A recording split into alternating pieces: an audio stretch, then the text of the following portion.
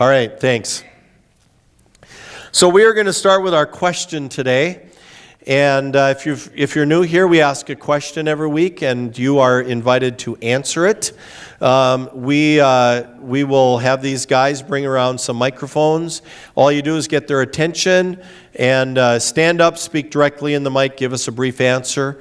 Today's question is going to take a little bit of transparency, and I suspect that we'll have a few who can answer. When have you felt like an outsider or an outcast? And it can be in any kind of thing in your life. It can be big or small. Let's see if we can get a few of you to share. When have you felt like an outsider or an outcast? Hey everyone, I'm Dempsey. Nice to meet you. I felt like an outsider when I first got here to Fargo. I was completely homeless. And then I've felt like an outsider pretty much my whole life, being diabetic at the age of 14. Getting to be around huge feasts and goodies and everyone saying dig in, and then me not being able to participate. So that's all I got. Thanks, Dempsey.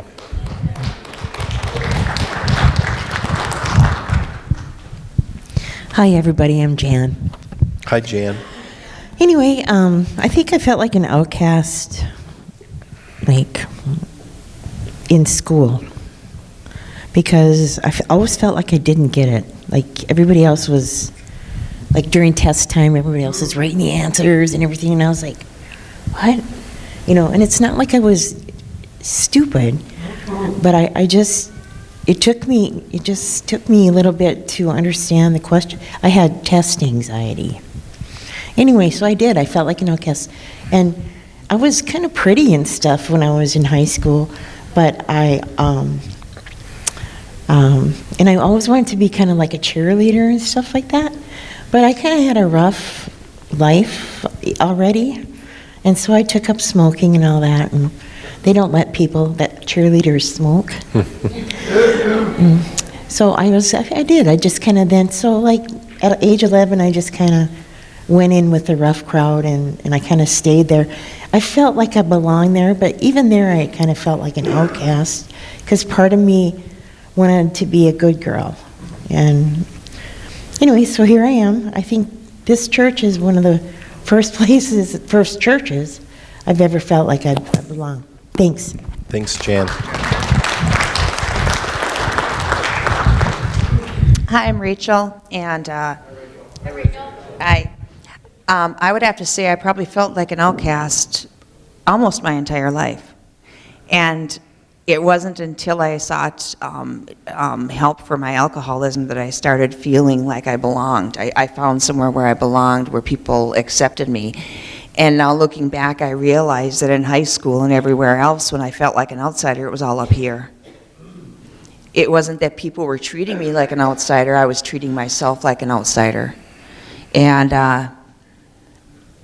do I want to go back and do it all over again? No. I learned so much. I've learned so much, these past 3.5 years being in AA and being in recovery. I've learned so much about myself. And so I am a grateful recovering alcoholic. Thanks, Rachel. Flint, and then behind you over there too.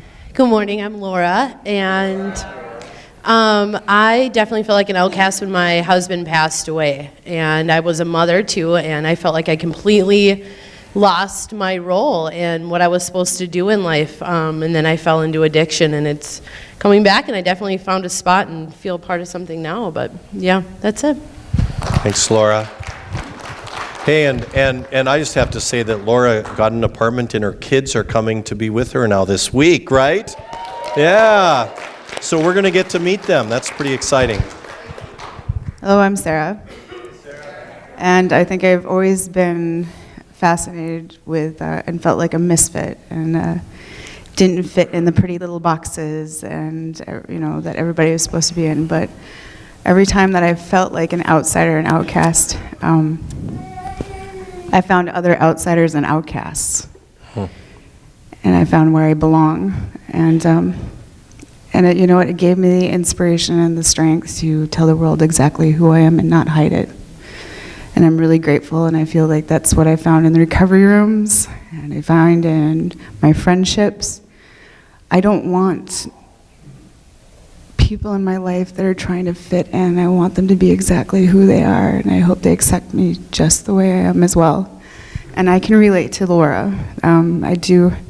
I lost my husband, and when I lost my husband, I lost the definition of self for a while, but with the support of friends who maybe didn't know how to talk about it. You know, they kind of tiptoed around the whole situation for a while, but were really gentle. I was able to redefine myself eventually, and no situation in my life defines me entirely. I get to make it what it is. So I'm okay being an outsider and outcast, as long as I know I belong with everyone else who accepts me just the way I am. Thank you, Sarah. We can do one more if anybody else wants to share. Here we go. Hi, everybody. I'm Don. Hi, Don. I feel like an outsider. Like, I don't know, I've spent like 16 years in prison. And until I walked in the doors of this church and Pastor Dell, Beth, everybody here accepted me. And I seen I wasn't treated any different. It's just, this place makes you feel really good and different. And I want to thank everybody for that. Thanks, Don. All right. I think we'll wrap up there. And if I suspect that lots of you were able to come up with something to answer that question with, and if you did, we discussed that at 6:30 tonight. So love to see you back. Grab a Bible and turn to Mark chapter 2. I believe it's page 830, if I remember correctly.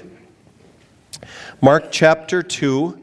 And we have been in a series in the book of Mark. We started like a month and a half ago. We're going to start picking up the pace a little bit because we're only in chapter 2. That's kind of the holidays. But today I want to read what is, I just think, a great section of Mark's gospel. And I want to share some things with you about it. So Mark chapter 2, verse 13. Let me read, and if you could follow along. Then Jesus went out to the lake shore again, and he taught the crowds that were coming to him.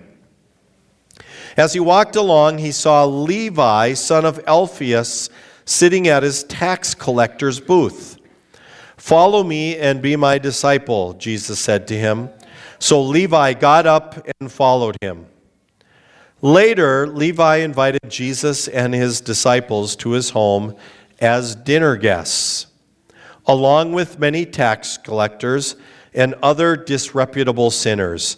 Isn't that like the greatest line? Like he invited, other tax collectors and who else? Disreputable sinners. Pretty awesome. There were many people of this kind among Jesus' followers. What kind? Disreputable sinners.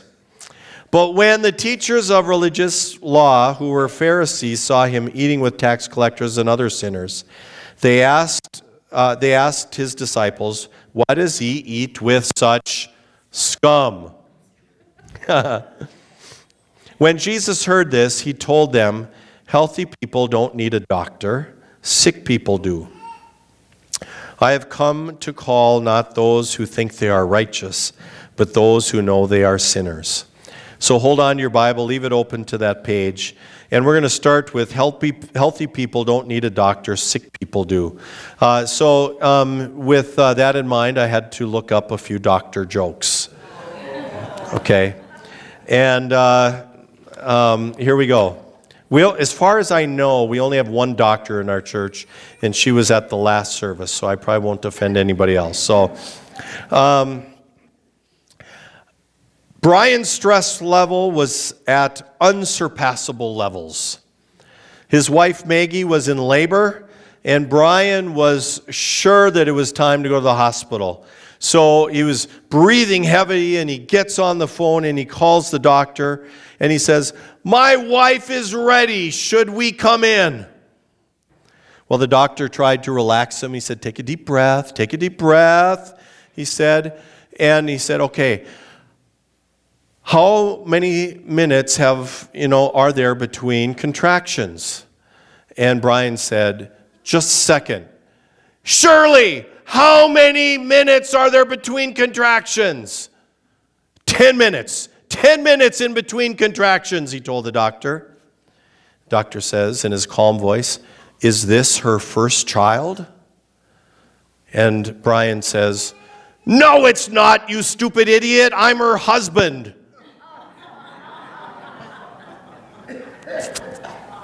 I thought that was pretty funny. So,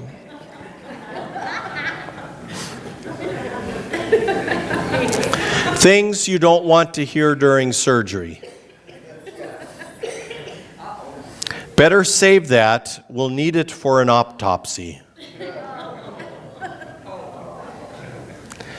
Someone call the janitor. We're going to need a mop. Call, you guys are sensitive. Spot, come back with that, bad dog. Wait a minute. If that is his spleen, then what's that? Hand me that thingy over there. Don't worry, I think it's sharp enough. Fire, everyone get out of here. What do you mean he wasn't in for a sex change? Now, before I show you this next one, I want you to know that I got this one specially for some of you, and if I offend you, I'm not sorry, okay? So here it is. It's on the screen.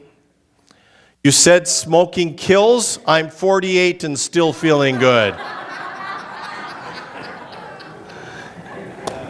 Even if you smoke, that's pretty funny, isn't it? All right. So, healthy people don't need a doctor, sick people do. I've been getting over a cold, and it was pretty nasty for a couple of days, but now it's more of a nuisance, you know what I mean? So I'm still blowing my nose and coughing a little bit. And I was thinking it's always hard to know when to go into the doctor with cold symptoms. I mean, you start to wonder, and then you go in and you get to the doctor's office and you sit in the waiting room with sick people, mind you, for like an hour, coughing and sneezing. Then you get into the doctor's room and he or she comes in for like 2 minutes and 20 seconds and tells you it's viral. That'll be $150, please. And you go home and you just cough and continue to blow your nose. Then, every once in a while, you go in because it's getting worse, not better. And the doctor seriously looks at you and says, why did you wait so long to come in?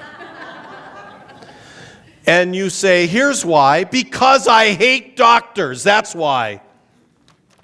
Now, healthy people don't need a doctor, sick people do. I hate doctors. Well, until I need one. Then I think I really like them. And even then, I don't have to like them, right? So, it's funny because I don't even think about my doctor unless I need him. If I'm sick or I need a prescription refilled. That's when I think about my doctor. And I'm reminded in Jesus' words that healthy people don't need a doctor, but sometimes they're nice to have around because we're sick, right? Now, with that in mind, look at verse 17 again. When Jesus heard this, he told them, healthy people don't need a doctor, sick people do. I have come to call not those who think they are righteous, but those who know that they are sinners. It's interesting because many of us here today don't really think about God much either until we're in a bad situation and we decide to call on God. We kind of view God in many ways as the great paramedic in the sky. And, his job is to save us, to save me from who? From me. God's job is to save me from me. And so I run along through life without much thought at all about God, pursuing my own self-will and my own self-interest. But then when things go bad, bam, 911, God, can you save me? Now, I've just described the cycle of the spiritual life of many of you who are here this morning. Am I correct? It's also interesting that after we repeat that cycle too many times, we start to doubt God's goodness and God's generosity and God's existence altogether. We move to think of God more as a personal coach and a personal physician whose job is to make my life sweet. And then we doubt him when he doesn't. It's interesting because, for a lot of our life, we go through our life thinking that God is like the paramedic. So we fall down, God's there to bandage me up, right? And so we call on them. But then eventually we move to this place, some of you are here right now, where we view God not so much as the great paramedic and the one who bandages us, but we now view God as the one who shouldn't be letting me fall down in the first place. And then I blame God every time I hurt myself. And the reality is that we think about God based upon our experience and our self-will. Jesus says, I have come to call not those who think they are righteous. What he's saying is this: I've come not to call those who think that they don't need me. I've not come to call those who think that they are doing better in their life without me, or those who are on cruise control who haven't had to wonder yet if there's a better way to life. Literally, Jesus says, don't worry, their time will come. Jesus says, I have come to call those who know that they are sinners. What does he mean by that? He says, I have come to call those who realize that their way ain't working that well, and that they're ready to surrender their lives to God's will. I have come to call those who are ready to admit the problem isn't God who's not protecting them or not rescuing them or not bandaging them up, but in their own self-will and their attempt to leave God out of the picture. That's who I've come to call. Jesus says that everybody messes up, but I've come to call those who are ready to admit that they've messed up and that maybe there's a better way. And so, as I've been thinking about that this week, it occurred to me that Jesus came to call people like me who have had some struggles in life and who, even in the midst of being a pastor, realized that I was kind of living on my own terms and I wasn't really connecting with God like Jesus would have me connect with him. And then it occurred to me, you know what? What Jesus is saying is that Jesus has come to call people like many of you who are kind of ready to say, there's got to be a better way than the way I'm going. I had a conversation. Let me just make sure I got my notes right here. Sorry about that. I've turned a couple too many pages. All right. So one of the things that I want you to know is that Levi was obviously one of those dudes. So we meet Levi in the text, and I'd like you to turn to our gospel lesson again for today, Mark chapter 2, and I want you to look at verse 14. It says that as Jesus walked along, he saw Levi, son of Alphaeus, sitting at his tax collector's booth. Follow me and be my disciple, Jesus said to him. So Levi got up and followed him. So let me tell you a little bit about what we might know about Levi. Because of what Mark says about where Jesus is walking along the seashore, there are some things that we can assume about Levi. Now, Levi was a tax collector, but he wasn't an IRS agent like we would know in our culture today. He was probably a collector of taxes at an intersection of trade. And so it was more like he was on trade routes, and he was a toll booth operator, might be a better way to say it. He was one who was collecting tolls and tariffs from people who were trading as they walked by, kind of like a customs official. And these toll collectors were renowned for their dishonesty and their extortion back then. They collected more than was due, and they pocketed the profits. They would make false accusations and had a reputation for being very dishonest. And so they were hardly a good candidate to being a disciple of Jesus. Now, we can assume also that Levi had been hearing Jesus teaching and that something had touched him. I mean, we can assume that because all we get is Jesus walked up to him and said, "Come follow me and be my disciple." Obviously, they had connected already. And I think we can assume that Levi had heard Jesus teaching and that something had touched his life. Something had convicted him and made him realize that maybe there was a better way. Has anybody here ever felt that way? Felt convicted that maybe there was a better way?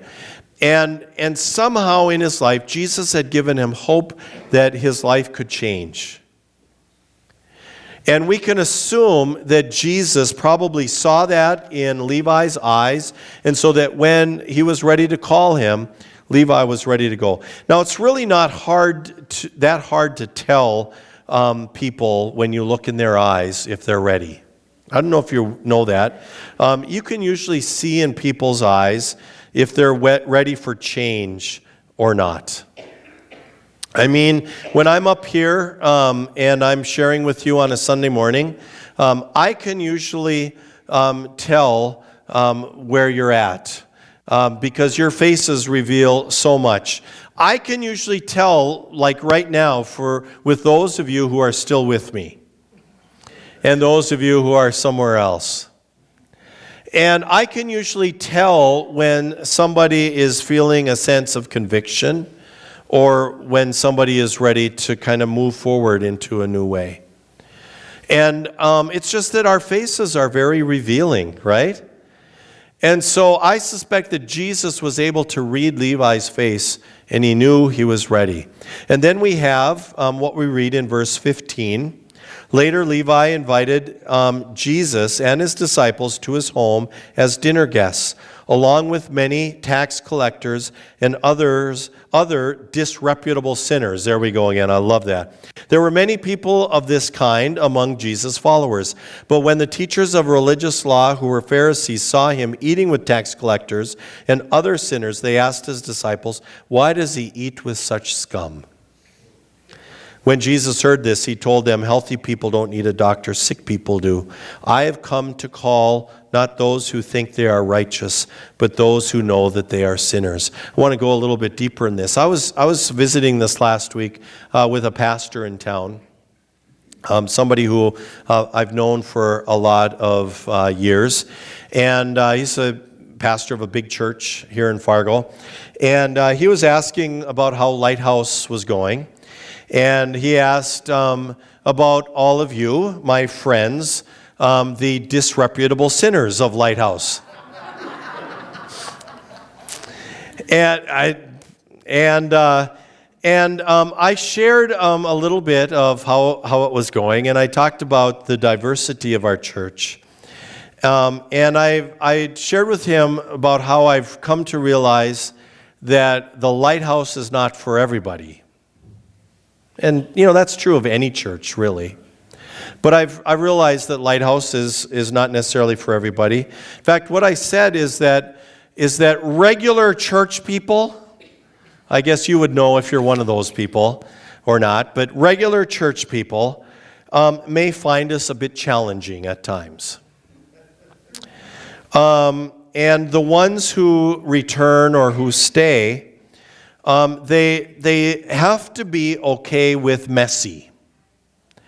They have to be okay with messy lives and with a somewhat messy pastor, and sometimes with people sharing messy theology or messy language.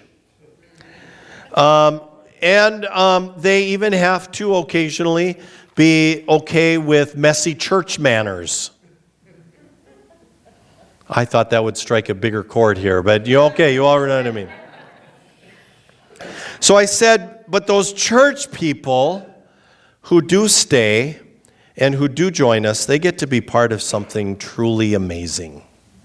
Amen. They get to see firsthand people who meet Jesus and whose lives are being changed and whose wounds are being sometimes bandaged and even sometimes healed. And they get to see God, this is kind of the biggest thing, they get to see God use people's screw-ups for good and His glory. And that was the coolest part. Here is the most difficult part. They also get to come to terms with their own stuff if they pay attention. Because we've all got stuff, you know. They even get to come to terms with their own stuff. And, he was actually he's been very supportive and encouraging to me. And it was kind of interesting because when I left, I went and I worked on my message for today a little bit. And I realized that, and I say this, I want to say this humbly. I don't mean this in any proud way, but it just occurred to me, based upon this text and where my mind was that day, that if Jesus came to Fargo, North Dakota today on this Sunday and he went to church, he would be much more likely be here than he would in that other church. It's a great church. It's a great church, but this is probably where Jesus would be. And I wanted to celebrate that a little bit today because that's what this text is about, my friends. It's exactly what this text is about. The church the text is saying that we should be the church of Levi. Or we should be the church of disreputable sinners. I never even occurred to me to call it that when we started. That would have gotten more attention probably if we'd have said, we're starting a new church, the church of disreputable sinners. I think we'll stick with Lighthouse. Because Lighthouse reminds us that we haven't arrived yet, but the light of Jesus is giving us hope and guiding us home to a life filled with peace and joy and purpose. That's what we're about. So, based upon this text, I think it's now one of my favorite texts in the Bible, I think. I want to share a few very important lessons that you can take today, kind of from this Bible story. And I'm going to do this quickly, so you got to hang with me, because I know I've already taken a lot of your time, and I know you have nowhere better to go, but I'm going to do this quick, okay? They're going to be on the screen in front of you. Number one, everyone is welcome to follow Jesus. It's one of the most important lessons that I want you to hear in today's Bible story. Everyone is welcome to follow Jesus. All comers. This means that these things don't matter when Jesus calls. Are you with me? These things don't matter when Jesus calls. Your finances, your position in society, your past mistakes or successes, your bad decisions and your good decisions, your present struggles, or even your shady reputation. They don't matter. None of those exclude you from the call of Jesus. And that means that they don't exclude you from this place either. Every church should be like that, but I can promise you that as long as I'm sitting up here on a Sunday morning, that will be the character of this church, that all comers are welcome, and that nothing excludes you from the call of Jesus if you're open to hear it. Number two, Often it takes discontentment with our present circumstances to hear the call of Jesus. Now, this one's really important. I'm not sure what was going on in Levi's life, but I assume that there was a level of discontentment. Couldn't have been happy living the way he was. Often it takes discontentment with our present circumstances to hear the call of Jesus. I had a church member in my former church who was so gracious to tell me in the midst of my life implosion, many of you have heard me say this before, that God gets our attention sometimes with a metaphor, sometimes with a 2x4. That's what we're talking about here. That sometimes discontentment, that's the nice way of saying sometimes our lives are just kind of falling apart. And oftentimes that's what it takes for God to get our attention. In recovery, we talk about it all the time. We talk about hitting bottom. And I don't like to necessarily think that we have to bottom out before Jesus can get through to us. But I do want you to know that it's often how God works. And before that moment, we often are so trapped in ourselves that we just can't see his call or what he's trying to do. Our self-will just kind of, has blinders on us. But God will, and here's what we're going to go with. God will actually generously grant us attention grabbers now and then. We're going to call them attention grabbers. Somehow Levi was discontent with his life. Something had gotten his attention. And the word of Jesus spoke to him then. Sometimes I wonder, why didn't I get it earlier, especially in my recovery? Why didn't I figure this stuff out earlier? And, I just come to peace with that I didn't. I wasn't ready yet. But, there was that moment in my life when somehow Jesus got a hold of me again. Now, I was having coffee with a friend of mine this week, and we were talking about God doing some things in his life. It's always fun to have those conversations because sometimes I think, this is my own position, so I know you may not feel this way or understand it the same way, but I see God messing with people's lives sometimes. Because God uses opportunities to connect with us and to speak to us. And so we had coffee and we kind of talked about what was going on in his life. And a little bit later that day, this guy sent me a text and he said this, I question my motives. It's easy to want to make changes when things are hard. If that's the only reason I do it, then isn't it wrong? And I wrote back, no, that's how God works. That's what I want you to hear. That's how God works. If you're feeling at that place right now, then move towards it, not away from it. Move towards it, not away from it. That's how God works. Some of you have had something get your attention recently, and that's why you're here. And I want you to know that God speaks into that. Move towards it, not away from it. Embrace it. Respond to it. Go with it. Because that's often how God works. It's in those times when life seems like it's imploding or falling apart that God will reach out to us. Okay, we're going to keep going. Number 3, Jesus doesn't tell Levi his past was okay. He tells Levi he is okay. Do you hear the difference? Huge difference. He doesn't tell Levi, everything you did was just fine. He tells Levi, you're okay. You're one of my chosen. Come and we're going to walk into a new life. I remember, I've shared this before, but when I was in treatment and I heard the difference between shame and guilt, it was so powerfully eye-opening to me.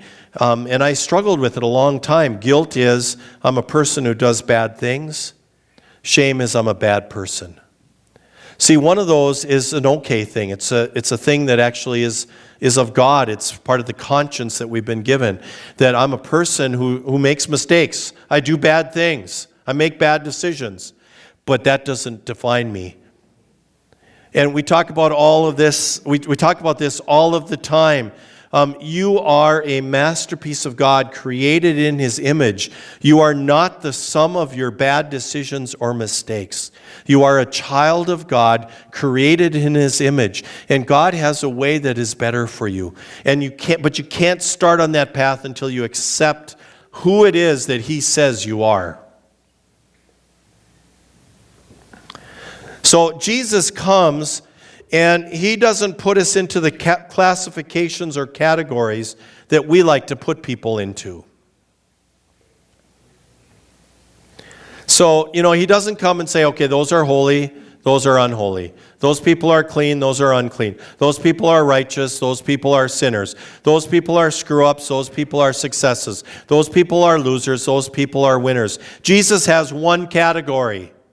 It's forgiven and loved. That's it. And under the wings of God's grace, we are all the same. And at the foot of the cross, the ground is level. Jesus doesn't say some people are worse sinners or better sinners than others. We're just all sinners. And Jesus says, I have come to call those who know that they are sinners. Number 4, Jesus' desire is to bring healing and transformation. That's what Levi is going to experience. If he's Matthew, he wrote the first gospel. Jesus' desire is to bring healing and transformation. Some of you came to this church maybe on a shuttle this morning, or some of you before recovery. And, I remember when I first went into, my recovery experience, whether it was treatment or a recovery meeting, I didn't want people to tell me, you know what, everything that you've been doing back there, that was just the right way to do it. I wanted to hear something different.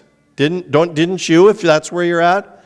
I wanted to get out of that spot. I wanted to find something different. And Jesus' desire for us is to bring healing, but then transformation, to change the way that we live, to change and give us a new future and a new hope. We don't want to keep doing the same thing you did when your life was a mess. In 2 Corinthians chapter 5:17, it says this, it's on the screen. This means that anyone who belongs to Christ has become a new person. The old life is gone, a new life has begun. That means that when you give your heart to Jesus, it's not going to be all of a sudden. It's not going to be, easy. It's going to be 2 steps forward and 1 step back. But you can bank on the fact that you are now no longer the person that you were. You are no longer that person who has struggled and who has felt like an outcast or lost, because you belong to God. You have been created in His image, and you are a masterpiece of His own hand, redeemed by the blood of Jesus on the cross. That's how much He loves you, that He died for you. Last one, number 5, Jesus' call leads to redemption. Jesus' call leads to redemption. God doesn't waste a hurt. That's what that means. He uses our weaknesses and our brokennesses and our brokenness to reach others. Levi, it's a great story, and it's so easy to kind of miss.